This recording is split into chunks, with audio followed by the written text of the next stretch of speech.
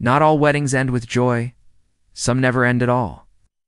In the ruins of a forgotten abbey by the Rhine, a manuscript was found. Its pages were damp with centuries of silence, until a monk's diary from the year 1348 revealed a terrifying secret. He described a ritual that no priest dares to speak of, a marriage not with the living, but with the dead. Tonight you will hear his words.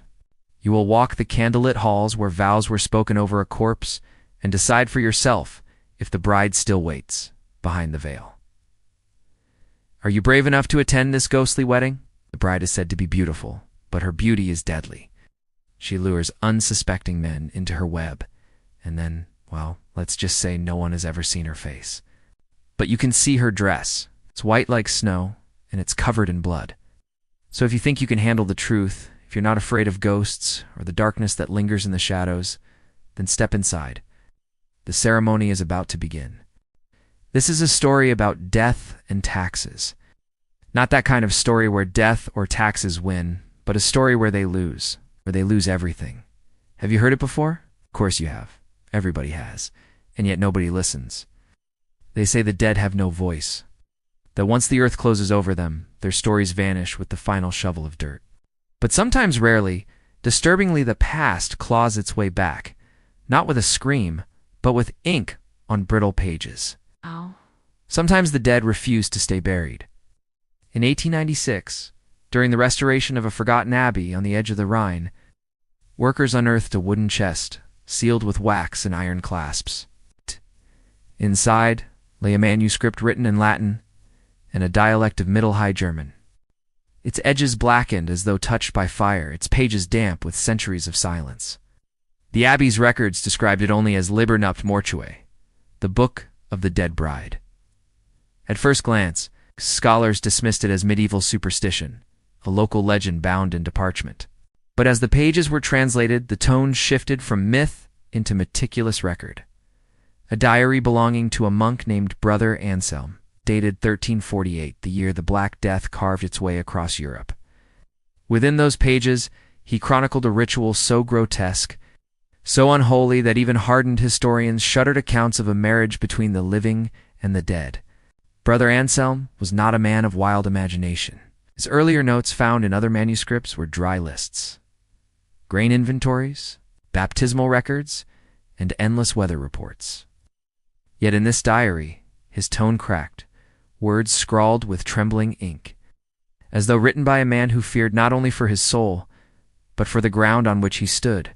He spoke of a noble family who, in their desperation to secure legacy and power, arranged a wedding not for their daughter, but for her corpse. The entry begins plainly. On the third day after Lady Adela's passing, the hall was prepared with flowers of yew and white cloths, as though for any bridal feast. Flowers of yew, he noted, their branches bare, save for the berries, a color as dark as sin. Candles burned, not with joy, but with the heavy odor of frankincense, meant to mask the stench of decay. Villagers, forced by debt and loyalty, gathered in silence, as though each step toward the hall was a step into damnation. The bridegroom, a baron whose lands bordered 3 rivers, was present alive, pale and shaking. His betrothed, however, lay upon a bier, her body dressed in crimson velvet, her face painted with chalk to resemble life. According to Anselm, she had died of a sudden fever only days before their arranged marriage. Yet the family, unwilling to forfeit the alliance and the wealth it promised, demanded the ceremony proceed. What chills the blood is not merely that they conducted vows over a corpse, but the details Anselm insists upon. He writes of the priest, a man whose eyes never lifted from the floor, reciting the sacred rites as though each syllable were ash on his tongue. When the baron placed the ring upon Adela's stiffened finger, her hand broke, the skin sloughing to reveal bone. The attendants gasped, but none dared move. The contract was sealed that night, not by God, but by the silence of those who watched. Scholars scoffed when they read the manuscript, dismissing it as a fever dream of a frightened monk. But what if Brother Anselm was simply recording what he saw? What if there really was a wedding, not of the living and the dead, but of 2 corpses? A union of flesh, animated only by greed and need? In 1325, the Black Death roared across Europe, killing an estimated 25 million people, 1/3 of the continent's population. Survivors emerged forever changed, the fabric of society rent. To protect their wealth and status, families clung to tradition. Marriage was one such tradition. Marriages were contracted before a couple even met, a means to forge alliances and build legacies. So when Lady Adelaide died, her family wasted no time in securing her future. If she would not wed the living, then she would wed death itself. And death, like any good businessman, keeps his appointments. Some say a grave was dug beneath the bride's bed, secret passage allowing access to the grave without disturbing the ceremony.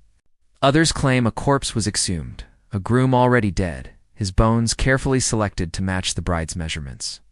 Regardless of how the ceremony went down, we know that at least one person left that night alive. A single witness to an unholy union, the priest. For some, he was a man of God who defied the devil. For others, a coward who sacrificed a corpse upon the altar of ambition. But to all, he was branded with the stench of death and the sight of eyes that never looked back. All of us have stories like these in our family tree, ancestors who lived on the wrong side of history, doing things we can't undo, making choices that we wouldn't make. But maybe, just maybe, if we listen to the dead, we can learn not to repeat them. What you are looking at is a recreation of the opening page of a medieval diary. It is an exquisite piece of art, but it conceals a secret so terrible that for 5 centuries it was deliberately mistranslated. Its meaning obscured by those who found it. The diary was written in the year 1368 by a monk named Anselm, who turned the vellum pages over to record not just the hours of prayer, the crops, or the weather, but to document the marriage of a dead woman. The bride was the daughter of the local baron. Her name was Elizabeth. She had died at 17, not of plague or any illness, but as though her heart had quite simply stopped beating during the night. She was nonetheless deemed healthy and beautiful, and when her father received a marriage proposal from a neighboring lord, he decided that she would make the perfect match. From there, the diary twists into shadows. Anselm claims that after the ritual, the bride's body was not buried, but entombed upright in the family crypt, as though waiting for a consummation no mortal tongue dares describe. He speaks of servants, whispering of footsteps echoing from the stone cellar at night, though none were brave enough to descend. He records the stewardess' account of hearing the bride's veil dragging across the floor long after the torches had gone out. Scholars who later studied the diary tried to dismiss these passages as allegory, metaphors for plague and despair. But Anselm's style betrays no poetry. He describes the color of her lips turning from chalk to purple, the insects crawling beneath her veil, the sound of water dripping where no water should be, he pleads in the margins. If this account survives, may God forgive me for witnessing what should not be. For centuries, the manuscript remained locked in the abbey's archives, its Latin phrases mistranslated, its German too archaic for most readers. Only in recent decades has the text been reconstructed with precision. And the more it is studied, the more disturbing it becomes, for it does not read like myth, nor like a monk's fevered dream. It reads like testimony, and here lies the terror. If the ritual described within those pages truly occurred, then the Book of the Dead Bride may be the only surviving record of a medieval practice. Historians never dared acknowledge a wedding with the dead. Not symbolic, not allegorical, but enacted with trembling hands, under the watch of nobles, clergy, and peasants alike. Yet the diary does not end with the ceremony, Anselm continues, his writing increasingly erratic, as though something haunted him long after the night had passed. He speaks of sickness spreading not only through flesh but through memory, of dreams filled with voices that whispered vows in languages no priest would know. He claims the baron's lands, though spared from plague, fell into a curse far darker, one that left no field unspoiled and no air unmarked. And then suddenly, the entries stop abruptly, as though the monk's hand was stilled mid-sentence. The final words, written at the edge of the page in smudged ink, read, "She stands even now in silence behind the veil." That is where part 1 leaves us in, the flicker of candlelight, staring into parchment that should not exist, with a question that gnaws like teeth in the dark. Was this the madness of one monk, or the record of something unspeakably real? And now you have 2 questions. What the hell did I just read? And where can I find this diary? The answer to the first question, dear viewer, is up to you. Decide for yourself what you believe. But the answer to the second is simple. This diary is real, or at least the basis for it is. It is housed in the archive of a monastery in Germany. If you are a researcher, you can request to see it. However, you may want to bring a priest. It's for why it took so long for scholars to realize how horrifying this text really is. Well, some things are best left buried. Thank you for watching. Anselm, a monk living in an abbey in the 14th century, kept a diary. It was a curious thing to do, for monks were not supposed to take personal notes. It was forbidden, a distraction from their prayers and psalms. But Anselm did it anyway, recording the comings and goings of his small corner of the world. He wrote of hunts and hares, of storms and harvests, of births and deaths. Most entries are unremarkable, yet one stands out, describing a wedding unlike any other. It was a cold November when the Baron and his bride arrived at the abbey. They were an unusual pair. He, a widower, twice her age, with a face like worn leather and eyes that glittered like chips of ice. She, barely 16, pale as milk, with hair the color of ashes, and eyes that shone with an unnerving light. Anselm made note of her gaudy finery, of the jewels heavy on her arms, and the scent of lilies that clung to her gown. He also recorded the ceremony itself, how the bride wore black and walked with a veil that dragged on the ground. No flowers were present, not a single bloom for the bride or the groom. Yet somehow, Anselm tells us, the church was filled with the sweetest fragrance of lilies. What draws us to this tale, to this diary, is what follows. For months, Anselm records the strange events that befell the abbey. In the aftermath of the wedding, rats were found in the rafters, bloated and dead. Then a raven, large as a hound, flew through an open window and perched on the bride's empty chair during vespers. A chill wind swept through the building, extinguishing all the candles save the one on the bride's altar. That, too, went out as the final note was struck. The organ then fell silent. The bride did not appear for dinner. When the monks sat down to their meager meal, Anselm noticed that hers was laid at the high table, set with her finest china, goblets and cutlery, all filled with fresh fruit and the sweetest wine, though no servant dared touch them. The days grew colder, the abbey took on a spectral quality. Walls and floors were slick with moisture. Candles froze mid-flame, and every night the same gust of wind rattled the windows, though none could explain why. It was then that Anselm recorded what happened when restorers reopened the crypts beneath the abbey. In 1902, during excavation to stabilize the collapsing foundation, workers pried open a sealed chamber that bore the family crest of the Baron himself. What they found was not a tomb in the ordinary sense, but a chamber arranged like a bridal chamber, carved into stone. On one side stood a decayed bed frame wrought from iron, and upon it fragments of cloth-red velvet, centuries old, crumbling at the touch. And near the head of the bed, fused with rust, was a single golden band, a ring. No body was present, not a fragment of bone, not a trace of ash. Only the impression of weight upon the stone where someone or something had once lain. The workers swore that when the slab was lifted, a gust of air escaped, warm as breath, though the chamber had been sealed for 500 years. They fled, and in their haste, left the chamber open to curious eyes. Within weeks, rumors spread among villagers who claimed they had seen a veiled woman wandering the ruins at dusk, her dress dragging across the cobblestones like wet cloth. It was then that scholars revisited Anselm's words with dread. In one entry, written weeks after the ceremony, he describes how the Baron insisted that the marriage had brought prosperity, for his estate was untouched by plague while entire villages around them collapsed into silence. But Anselm adds, the Baron's fortune was paid with a coin unseen, for his bride does not rest. She lingers, and where she lingers, the earth itself recoils. The diary then shifts, tone, no longer clinical, but fractured. He speaks of dreams in which he heard Lady Adela's voice whispering through the cracks of the abbey walls, repeating the vows of the marriage again and again until he awoke to find his lips moving in unison. He claims to have seen her reflection in pools of water, though no one stood beside him, and once, late at night, her hand cold and rigid touched his shoulder as he knelt in prayer. Skeptics call it hysteria born from the plague years, a monk's mind unraveling under grief and death. But what cannot be dismissed is the consistency of detail. The obsessive accuracy with which Anselm notes times, dates, and witnesses. He writes of a servant who went mad, scratching at the stones of the crypt with bare fingers until they bled, screaming that the bride wanted light.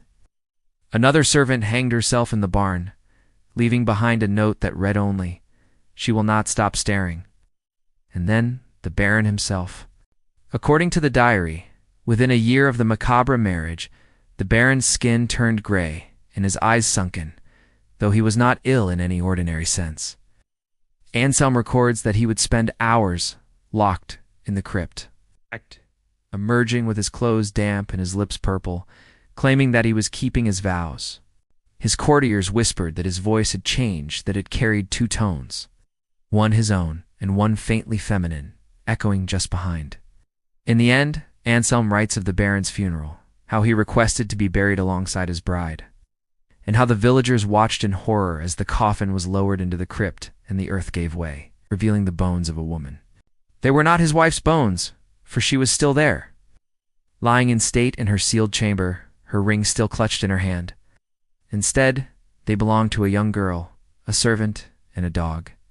Anselm closes his diary with these words, "Beware the bride who walks in darkness, for she is ever hungry and her heart is always cold." He was the son of a tanner, she the daughter of a duke. Their love story had all the makings of a fairy tale, except for one small detail. The girl was dead.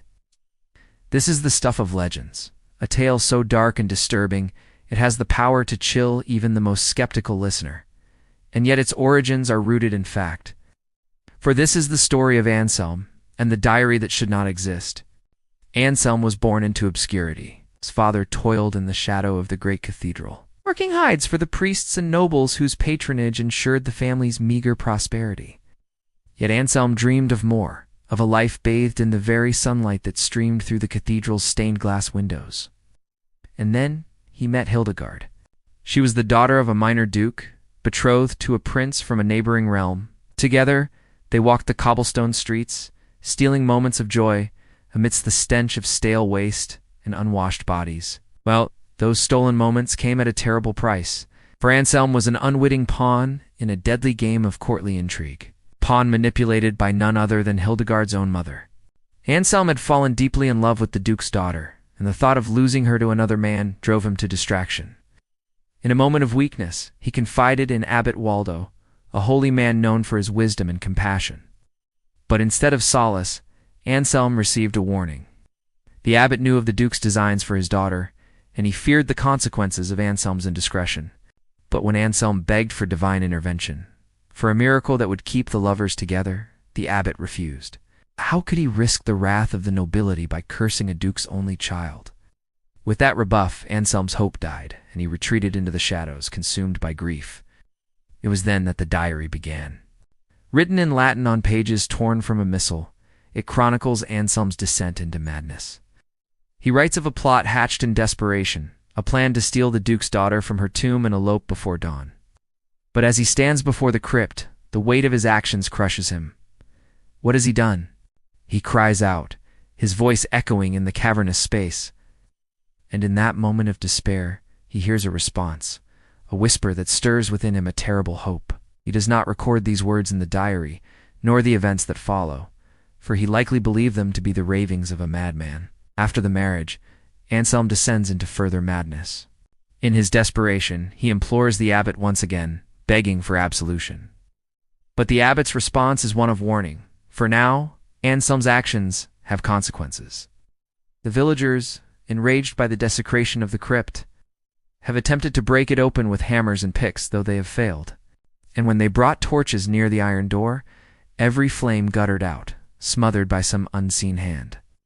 And then comes the most chilling passage of all. On the eve of Michaelmas, Anselm descended to the crypt, compelled not by courage but by dread curiosity. He beheld the Baron kneeling beside her, though she had no body, only a veil suspended in the air as though upon invisible shoulders. He whispered to her as though she answered, and when he turned, his eyes glowed like coals, and his face bore her expression. He saw me. He smiled, though it was not his smile. When restorers and historians read these words centuries later, they could not reconcile them with reason, yet they could not erase them either. Too many details aligned. The missing remains in the chamber, the golden ring, the family crest. Even the villagers' oral tradition songs sung in hushed tones spoke of the lady who wed beyond the grave. By the 1920s, the diary had earned a reputation among occult circles. Whispered translations circulated in secret societies, where it was not studied as history, but revered as instruction. Some even attempted to replicate the ritual, holding weddings in abandoned cemeteries with lifeless mannequins dressed as brides. Several participants vanished afterward, their names struck from records, though their families insisted they had simply gone abroad. Still, no one could explain why Anselm's manuscript, written on cheap vellum, had survived the centuries with so little decay, as though preserved by something that did not wish to be forgotten. The ink remained legible, the pages supple, while other documents of the same period had long since crumbled. One archivist wrote in private notes, never published, "It is not that the book survived time, it is that time itself seems to have stepped aside to allow it passage." And so the legend endured, not as myth, but as evidence. A diary that should not exist, a chamber that should not have been built, and a bride who should have slept in silence, but who, if Anselm's words are true, never closed her eyes at all. The question that remains, and which haunts even the most rational minds, is whether the marriage with the dead was an isolated act of madness, or whether it was part of a hidden tradition repeated in silence across plague-stricken Europe, each time buried deeper than the last. Because, if one such union was recorded, how many others were performed with no witness left to tell? Thank you for watching. What do you do when you find a diary detailing a horrifying yet enthralling secret? Well, if you're a 20th century scholar, you do your best to pretend it doesn't exist.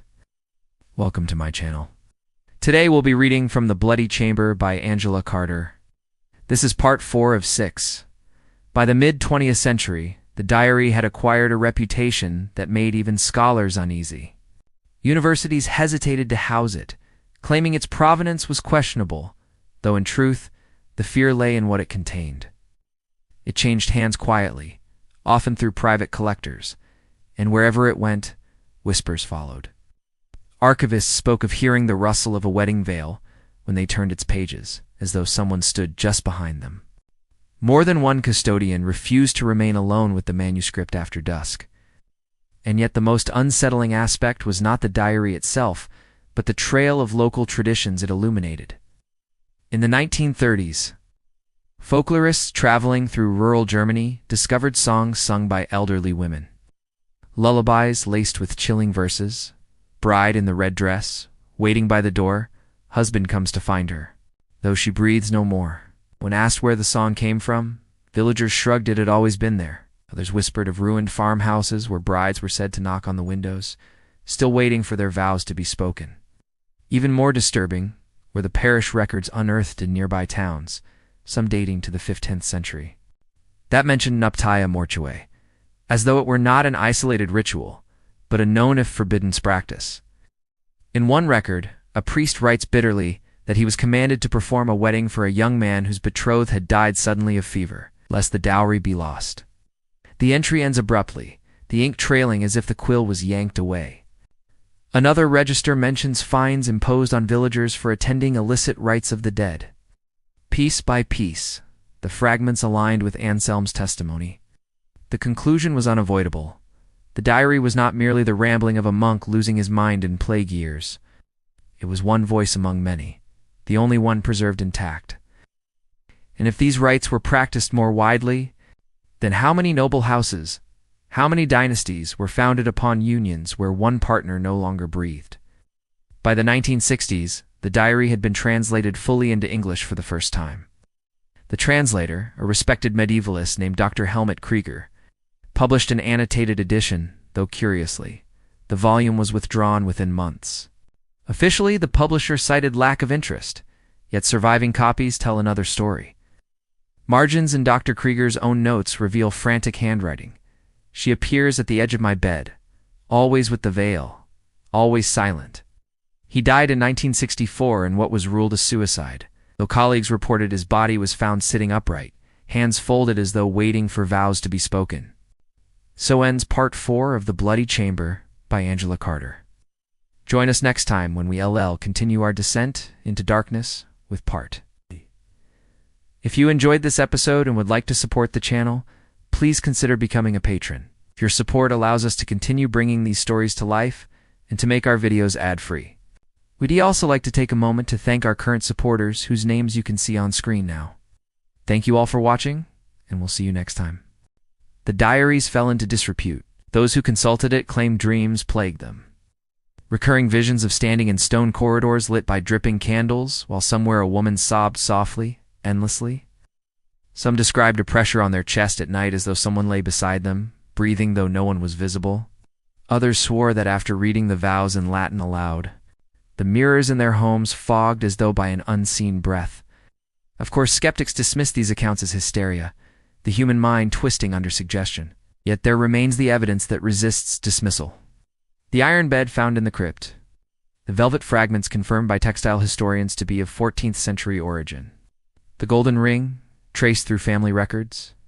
Identified as belonging to the Baron's estate, and yet curiously absent from any inventory after his death.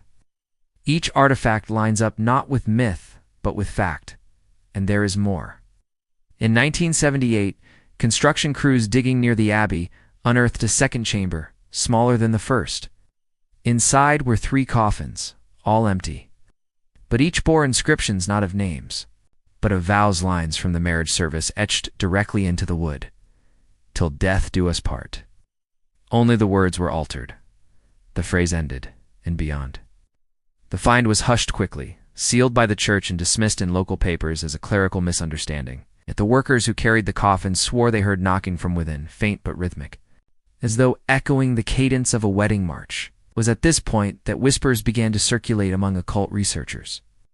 That these marriages with the dead were not desperate accidents of plague years, but deliberate pax transactions meant to tether lineage and land, not just in life, but across the threshold of death. The dead bride was not seen as an end, but as a guardian, binding the estate to her presence, ensuring heirs would flourish. Though at what cost, no one dared admit. Anselm's last entries gain new meaning in this light, when he wrote, "The Baron's fields remain green, while all others rot," was not metaphor. His land truly thrived, while the Black Death ravaged every surrounding village. And when he wrote, "She stands even now behind the veil," perhaps it was not mere madness. Perhaps the bride, bound by vows spoken over her lifeless body, lingered as covenant incarnate, forever tethered to the soil, forever watching. To this day, villagers near the abbey refuse to marry in September, the month the ritual is said to have taken place. Brides in the region carry iron pins in their dresses, a superstition they claim keeps the dead from attending the ceremony. And every so often travelers report the same vision. A pale woman in a red gown standing on the threshold of the ruined abbey at twilight, veil stirring though no wind blows, as if waiting for her groom to return. Whether these sightings are imagination or inheritance is irrelevant to those who witness them. So once you see her, they say you dream of her. And once you dream of her, you never wake without the sense that someone else lies beside you. Thank you for watching. I hope you enjoyed this chilling tale of forbidden love and dark bargains. If you did, please don't forget to like the video and subscribe for more spine-tingling stories. Also, if you have a scary story of your own, I encourage you to share it in the comments below. Who knows, it might just be featured in a future video. Until then, stay safe and keep an eye out for any suspicious brides lurking about. The abbey itself is nothing more than a ruined now collapsed arches, ivy strangling the stones, the river lapping endlessly at its base. Tourists wander its grounds with cameras, laughing, unaware of what was once whispered there. Yet for those who know the legend, the silence between those stones is unbearable. It is not the silence of peace, but the silence of waiting. In 1993, a team of graduate students from Heidelberg University was granted rare access to the manuscript. They intended to film a documentary, another dry academic production, they thought. On their third night, while reading the vows in Latin aloud for the camera, the audio equipment began to distort. Voices bled onto the tape, layered male and female, repeating the words though no one in the chamber spoke. The footage was never broadcast, and the university quickly disavowed the project. But a copy leaked years later onto underground forums. Those who listened reported hearing not only the voices, but also the faint rustle of cloth. And at the very end, a woman's sob cut short, as if by a hand pressed against her mouth. Skeptics dismissed it as fabrication, yet one detail gnawed at them. The students' eyes? In frames where the camera panned across their faces, each appeared glazed, unfocused, as though they were not merely reciting but responding, answering something unseen. One of those students vanished in 1995. His family received postcards from addresses across Europe for months, but none bore handwriting that matched his own. The final card arrived on the anniversary of the recording. It bore no message, only the impression of lips pressed against the paper, leaving a faint purple stain. And still, the diary remains. No effort to destroy it has succeeded. In 2007, an archivist attempted to burn one of its pages, but the parchment refused to catch, curling only slightly before the flame guttered out. He later confided in colleagues that when the smoke rose, it carried the scent not of paper, but of wilted roses, the very flowers described in Anselm's account of the death wedding. The archivist resigned soon after and left no forwarding address. What do you think? Let me know in the comments. Is this story scary? Does it keep you up at night? If so, then check out another one of my horror podcasts. Thanks for listening, and I'll see you next time. The groom was a baron, head of a minor noble house, whose lands adjoined the bride's family estate. Their union was one of convenience, an alliance between two houses which would ensure the region's stability. But Anselm had loved another, a village girl with hair like spun gold and eyes the color of the summer sky. He'd begged his father for her hand, only to be refused. A peasant girl, his father had scoffed, would bring ruin to our house. So Anselm plotted, hiding his face behind a silver mask. He kidnapped the girl and brought her to the chapel. The bride was tied and gagged, the priest forced to flee. Then Anselm, ripping off his mask, revealing a face the bride didn't recognize, spoke his vows. No one witnessed the ceremony except the sexton. An old man who saw the bride's terrified eyes and heard the groom's cruel laughter as he sealed the deal with a kiss. And now, every year on the anniversary of their wedding, something strange happens. Those who still study the diary claim that new lines appear where once there was only blank vellum. They whisper of fresh ink crawling into existence. Words forming slowly, describing events centuries beyond Anselm's lifetime, as though the bride herself still writes, still records, ensuring the covenant is never forgotten. Some even say the text now includes names of readers, written before they open the page. None have dared confirm it twice. The legend has spread beyond scholars into the folklore of modern Europe. Couples who wed in villages near the Rhine are warned not to speak their vows by candlelight if a shadow falls between them. Brides are told never to wear red, for red belongs to Hertha lady who never left her wedding. There are even reports from as far as Poland and Hungary of families who speak of the covenant bride, said to appear at the birth of first daughters. Watching silently from corners no one else will look into. And what of the baron's lineage? Records trace his descendants into the 16th century, but abruptly the line disappears. No clear death, no extinction by plague, or warrenly a gap where names should be. Local legend insists they still live, scattered, carrying with them a curse that ensures no wedding in their bloodline ends without tragedy. Some say their brides are doomed to die before the vows are finished. Others claim the grooms vanish within a year, drawn back to the crypt where the union was first sealed. In the centuries since Anselm's heinous act, tales of the vengeful bride have sprung up across Europe. In France, a bride who appears at the window of an old house in Strasbourg is said to weep for lost love. Nice. In Germany, she walks the banks of the Rhine, searching for her vanished groom. And in England, the ghost of a bride is said to haunt the ancient halls of Hampton Court. Forever seeking the happiness that was stolen from her, I am the bride. The diary is my only solace, my only friend. My pages record not only the horror of that day, but also the torment of my afterlife. When a human heart is broken, it can never be mended, not in this life, and not in the next. Anselm thought he could bargain with God, that he could buy my soul with gold investments. He thought my love for him, however misplaced, would carry me through eternity. But he forgot some loves are stronger than death. My love for him may have been born on earth, but now it is hate that binds us. And he shall know no peace while I draw breath. Or perhaps I am mad. Perhaps all this time I have tricked myself into believing I am more than a ghost. For how can a ghost hold on to such hatred, such pain? How can a ghost seek vengeance after death? It is almost as if something is writing these words for me. As if my story, my agony is being recorded not by my hand, but by another. And the thought both terrifies and exhilarates me. If I am truly beyond help, then let it be done. Let the world know what happened here. Let it know of Anselm's sin. Let it know that even in death he cannot escape retribution. Let it know that even in death my torment continues. Let it know that even in death I am not at peace. Let it know that even in death I am not at rest. Let it know that even in death I am still the bride. From the darkest depths of the catacombs to the highest peaks of the Scottish Highlands, Europe is crawling with ghosts. And to learn more about some of the most haunted places in Europe, stay tuned.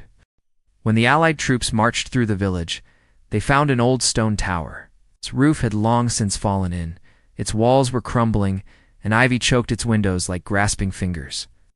It was here in this ruin that they found a small book lying on a pile of rubble, half buried in the dirt floor, bound in human skin and sealed with a ring of iron. It was unlike any book that had ever been seen in those parts before. Its pages were made of a fine vellum, the kind used for the most important documents, and written in an elegant script. They opened it slowly, reverently, and read aloud the story of Anselm and his lost love. The tale of how he had loved her so much that he had followed her into death itself. And as they read, they felt the air grow cold and the shadows deepen around them. When they reached the end of the story, they looked up to see that the sun had set and the sky was filled with stars.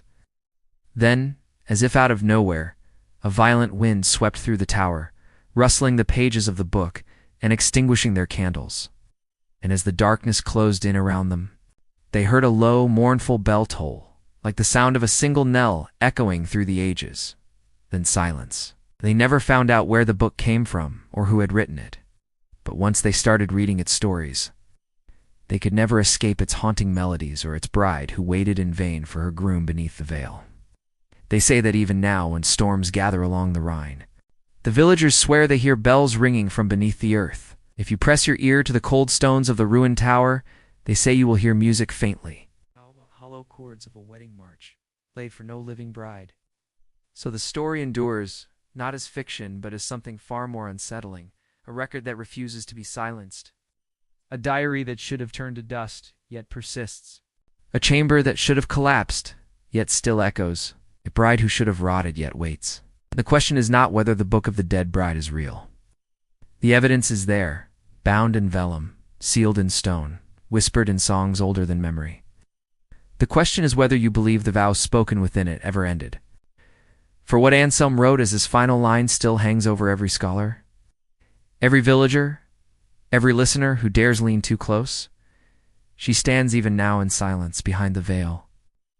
And if you listen closely tonight, as you drift toward sleep, you may hear it too. The rustle of fabric, the faint sob of a woman waiting, the sound of someone standing at your door, still dressed in red, veiled, trembling in a wind that does not exist, waiting endlessly for you to answer the vow.